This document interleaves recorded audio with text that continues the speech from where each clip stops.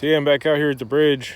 I went out front to go skateboarding, and there was a dead red-winged blackbird on the road. So it's the second dead black animal found on our property today. So I don't know if we're cursed or open up a portal of hell or what, but came down here to give them a proper send-off.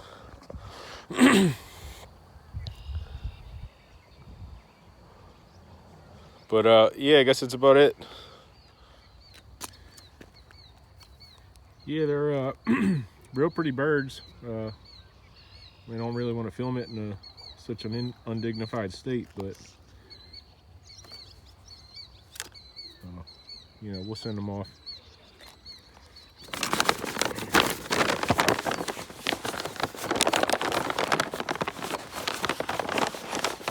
Looks like the tide's coming back in.